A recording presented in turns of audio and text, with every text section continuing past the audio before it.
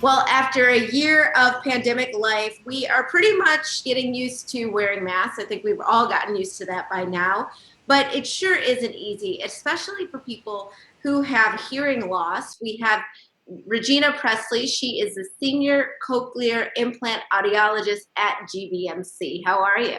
I'm good. How are you today? Good. It was a long title. I wanted to make sure I got that right for you. It was like, You say did it a great slow. job. Tell me, let's start out just by asking, how has the pandemic affected people with hearing loss?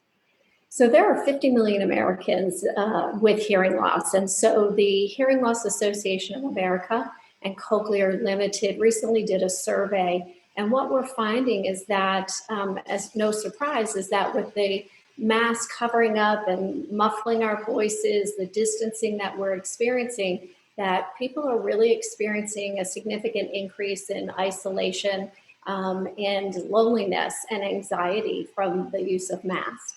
That makes sense, especially if that's your means of communicating and then it's taken away. That can be extremely isolating. What suggestions do you have to improve communication so that this can be avoided?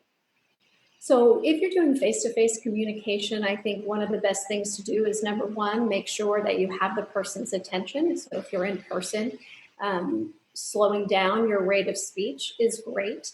And just being aware that you might need to talk a little bit louder behind a mask is always important.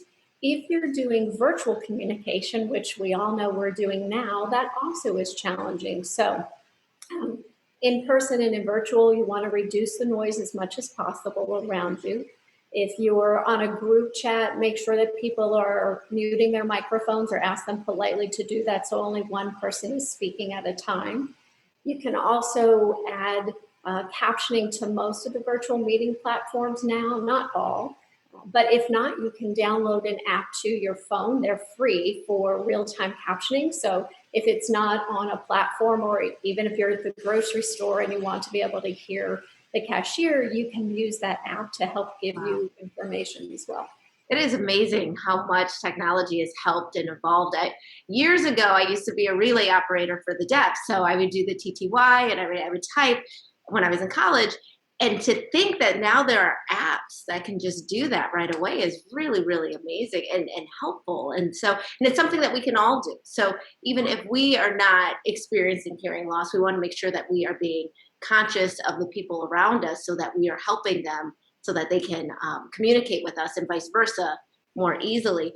I'm wondering, do you advise people to get their hearing checked if the first time that they're recognizing that they're having some hearing challenges is now with people wearing masks? Absolutely. And I think that for people who may have had hearing loss or have had hearing loss and just really haven't been as aware because they've been relying on visual cues to help them along, I think it's really important right now. And you don't have to go to the doctor's office. You can do a hearing screening. So you can go to our webpage, which is gbmc.org/cochlear. You can go to your app store on your phone and download free hearing screening apps and do your own hearing test.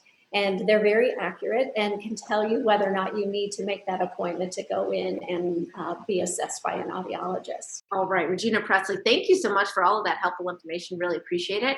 And we'll be right back with more Midday Maryland right after this. Stay tuned.